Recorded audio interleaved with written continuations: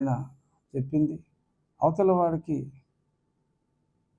కాస్త తెలిసిన భాషలో చెప్తే అది తలకెక్కొచ్చు, కానీ అతని మాతృభాషలో మనం చెప్తే అది అతని హృదయానికి నాటుకుంటుంది అని నెల్సన్ మండేలా గారు కూడా మాతృభాష గురించి, మన తెలుగు భాష గురించి కాదు, ఎవరి మాతృభాషని, మన సంస్కృతి, మన సాంప్రదాయం, మన విలువలు అన్నీ మన మాతృభాషతో ముడిపడి ఉంటాయి.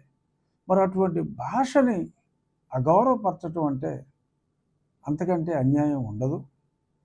తమిళనాడులో మీరు చూడండి, స్టాలిన్ గారు ఎవరైనా, అప్పుడు కరుణానిధి గారు కానీ, అవసరమైతే తప్ప అవతల వాడికి ఈ భాష రాదు అనుకుంటేనే వారు నేర్చుకున్నప్పటికీ కూడా ఆ భాషని జస్ట్ కమ్యూనికేషన్ కోసం వాడతారు తప్ప ఏదో అవసరం లేని చోట ఇంగ్లీష్ మాట్లాడరు.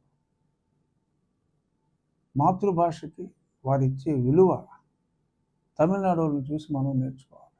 మన భాష మనం మాట్లాడటానికి, మన భాష మనం బాగా మాట్లాడటానికి, భాష వచ్చినప్పటికీ కూడా కొంతమంది భాష రానట్టు యాసగా మాట్లాడే ప్రయత్నం చేస్తూ ఉంటారు. ఆ భాష మాట్లాడినప్పుడు ఎస్, మీకు కావాల్సిన స్లాంగ్ మాట్లాడండి. బట్ సాధ్యమైనంత వరకు మన ఎదురుగుండా తెలుగోడు ఉన్నప్పుడు తెలుగులో మాట్లాడుకుందాం, వేరే భాషలో వద్దు. తెలుగు భాష ఔన్నత్యాన్ని మరి కడపకు మరి అప్పుడు అసిస్టెంట్ కలెక్టర్గా ఉన్న బ్రౌన్ ద్వారా మరి నిఘంటువు, తెలుగు భాష నిఘంటువు ఎన్నో గ్రంథాలని ఆయన పరిరక్షించాడు.